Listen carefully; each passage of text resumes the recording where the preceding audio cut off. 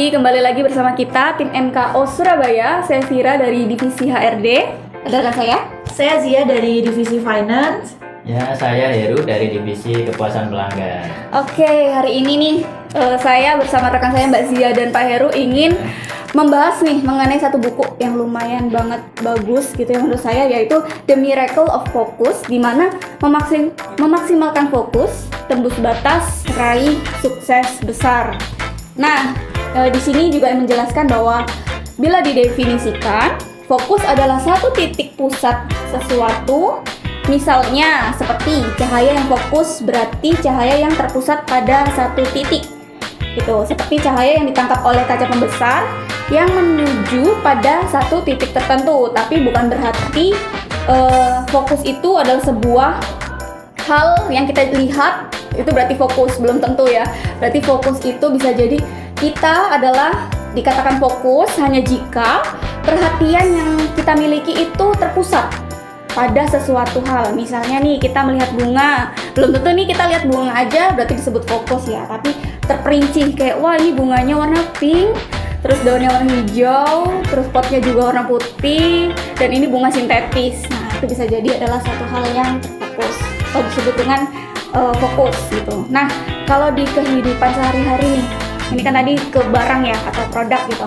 Nah kalau dari Mbak Zia sendiri, gimana sih menurut Mbak Zia makna fokus dalam kehidupan Mbak Zia? Gitu. Oke, fokus ya. Seperti yang dibilang Bu Zia tadi, fokus terpusat pada satu titik. Seperti itu. Banyak sekali, misalnya dalam pekerjaan kita itu kayak gangguan-gangguan gitu. Itu kita harus terpusat pada satu titik. Oh, banyak distract gitu ya. Iya. Jadi banyak distract atau banyak gangguan, jadi kita harus fokus terhadap satu titik misalnya gitu, atau mencurahkan perhatian terhadap satu tujuan. Misalnya pekerjaan. Iya. Oke. Kalau dari Pak Heru sendiri? Ya, menurut saya fokus ya apa yang saya alami sehari-hari ini fokus untuk jangka pendek ya istilahnya. Kebetulan saya kan di divisi kepuasan pelanggan. Nah iya, ini benar Ketika itu nih. kan kita nih harus memusatkan perhatian fokus ketika melayani pelanggan. Misalkan melayani pelanggan itu via chatbot ini. Iya. Ini kan chatbot kan banyak nih pasti kan. Cuma ada Benar. customer A, B sampai beberapa. Kalau kita menghandle semua bisa tapi kita kurang maksimal, memberikan panduan yang kurang maksimal. Makanya kita harus memfokuskan, memusatkan perhatian untuk ke customer A terlebih dahulu, kita handle sampai di mana detail-detail, baru kita bisa alihkan fokus kita ke hal-hal lain. Oke, jadi intinya misalnya kita punya 10 coklat ya, kalau kita bagi-bagi kan ya memang rata, tapi kan kita tidak bisa memfokuskan satu orang dapat banyak gitu ya. Jadi pasti harus kebagi, fokusnya teralihkan gitu. Belum lagi kalau tadi kata Mbak Zia ada gangguan kesana kemari gitu ya. Benar, jadi memang harus diselesaikan dulu tujuan yang di awal gitu ya, biar tidak teralihkan.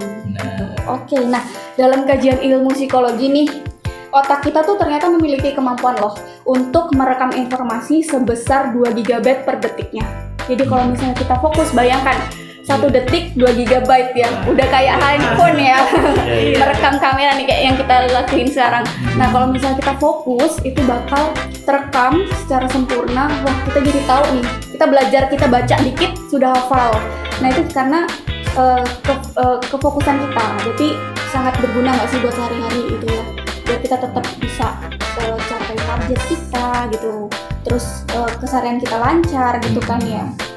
Nah oke, dilanjut di sini juga menjelaskan gitu ya, agar kita fokus dan kita mampu mencapai kesuksesan. Jadi kesuksesan itu salah satunya adalah kita tetap harus fokus. Kayak tadi kata Mbak Zia, perhatian terhadap satu titik misalnya ya, tidak terdistract atau tidak terganggu gitu.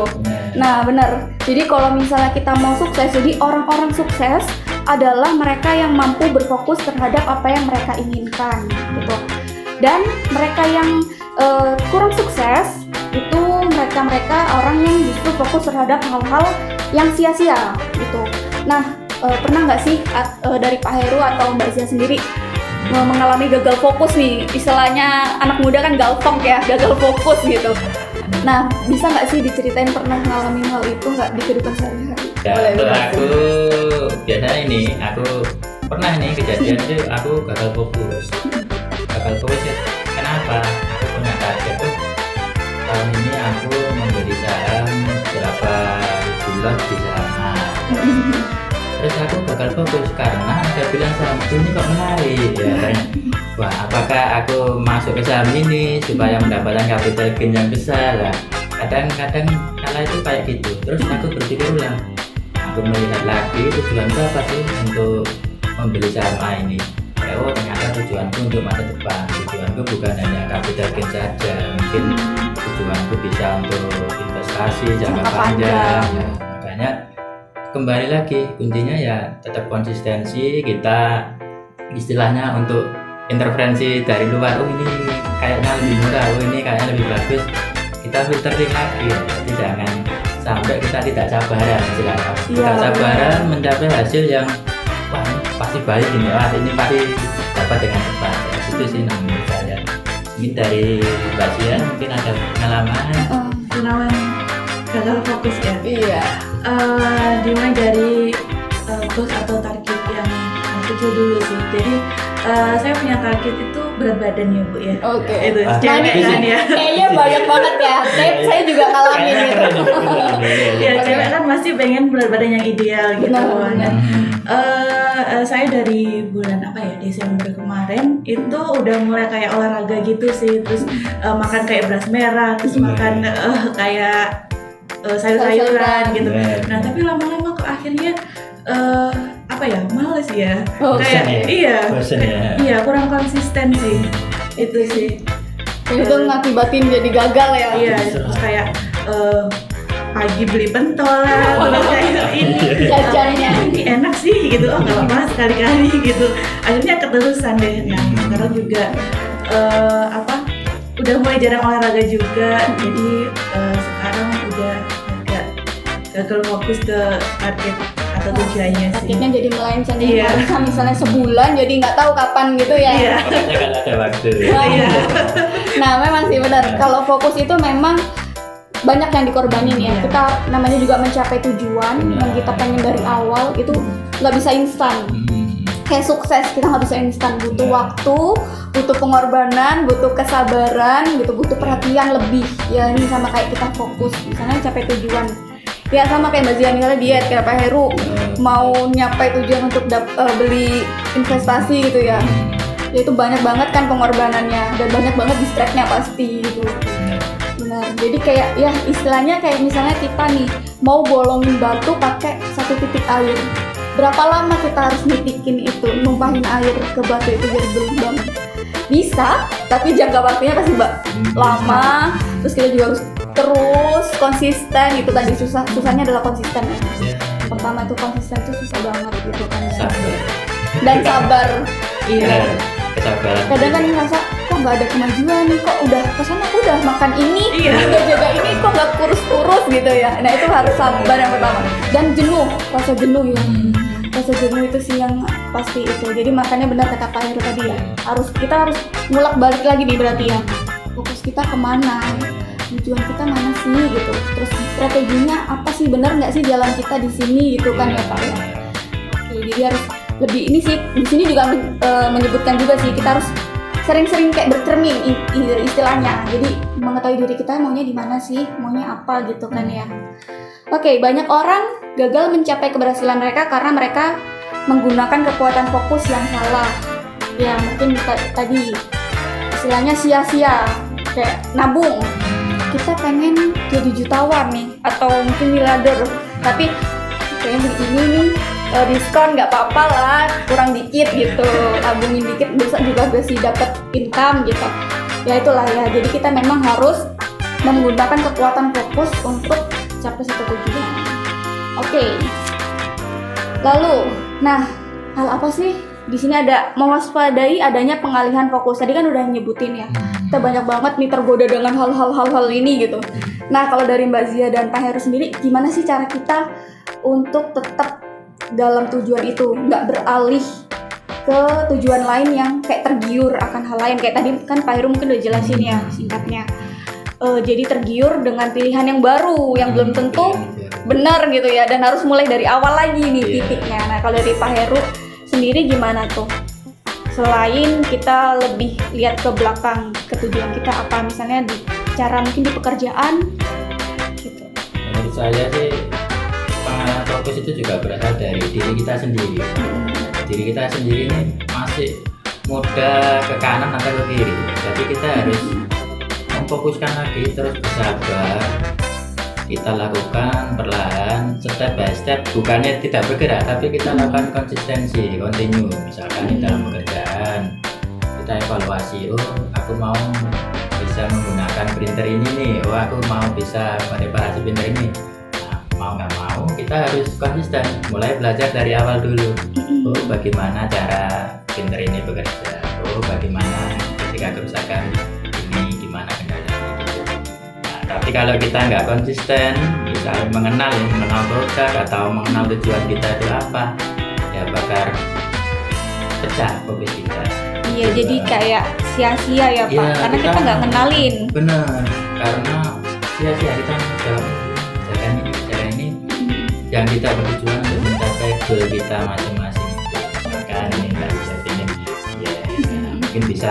Oh, ternyata diet ini mau ini karena tujuan itu mungkin karena ada apa sesuatu membahagiakan apa kayak gitu. Makanya kita harus ternyata tidak begini. Jadi aku mungkin nggak teralih, misalkan aku mau beli ini jangan dulu untuk mencapai target yang bagus, untuk mencapai hasil yang bagus kita pasti akan susah-susah ya. Bener. Susah-susah dulu per step ya. Bersama kemudian. Benar. Dulu ya. Jadi yang dipikir senangnya dulu di akhir Iya, kalau iya. kita berhasil ya gitu Benar. caranya. Oke. Mungkin lebih banyak bersabar, tapi bukannya tidak kira konsistensi perlu. Konsistensi. Iya. Oke. Jadi intinya konsistensi itu Iya. ya. Dan memahami diri, mau Ya, kemana, mau apa, dan apa yang mau dijalankan. Benar, karena sebenarnya pemecah fokus itu dari diri kita sendiri, bukan dari yang lain. Iya bukan. Ada sih di luar ya, Iya, kan, tapi di luar. kalau nggak dari kita sendiri ya nggak mungkin kan ya.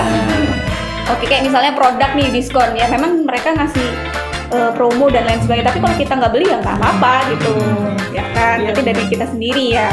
Oke, kalau dari Mbak Zia sendiri, Kalau dari saya sih kita harus memperkuat ini sih tujuan yang kita inginkan sih. Kalau benar tujuan kita udah benar-benar apa ya kuat nih, pasti apa sih namanya nggak bakal terdistrak sama Oke. orang lain atau dari luar sih. oke, jadi kayak nggak sekedar pokoknya mau ini, tapi kita nggak tahu nih tujuannya apa. Iya.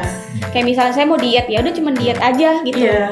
Tapi kita nggak tahu nih alasan kita mau diet apa sih sebenarnya, selain misalnya mau tambah sehat gitu. Iya. Mau menikah biar Mau nikah. bayinya Muat. iya, nah, itu kan Ya, kuat bagus kan ya. ya itu Rasa nyambung. jadi memang benar kata Pak Heru tadi ya, nyambung ya. Jadi emang harus tahu dulu nih kita tujuannya tuh mau kemana gitu kan ya.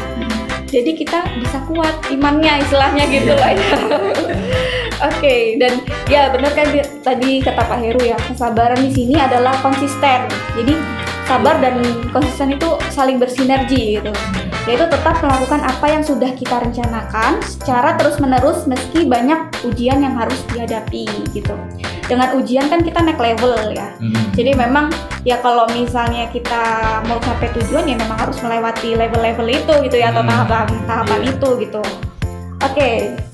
Jadi juga disebutkan suatu saat Anda menetapkan diri untuk bangun pagi misalnya. Hari ini Anda gagal melakukannya. Besok berusaha lagi, esoknya diulangi lagi dan seterusnya. Jadi memang selain tadi mencoba terus, kita nggak harus takut gagal gitu. Misalnya takut gagal di sini, berarti kita coba lagi dan terus.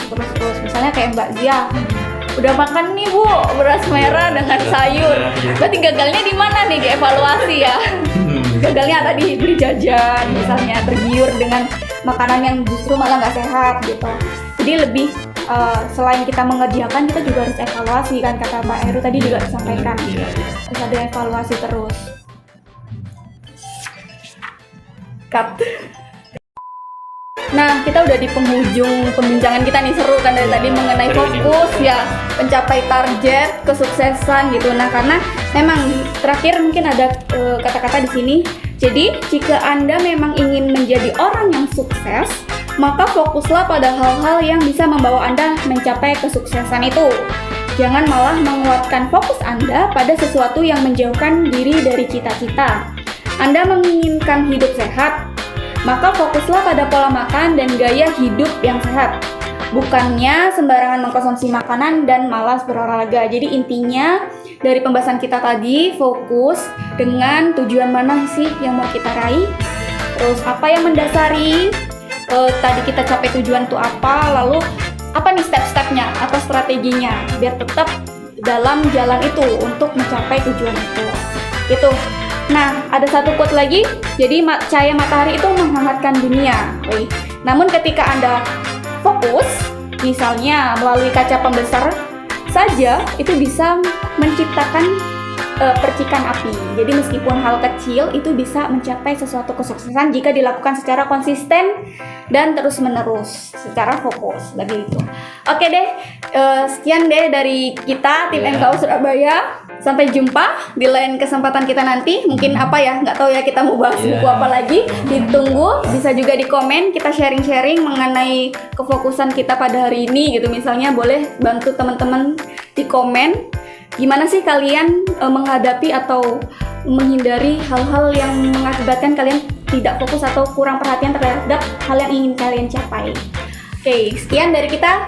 Bye-bye. Bye-bye.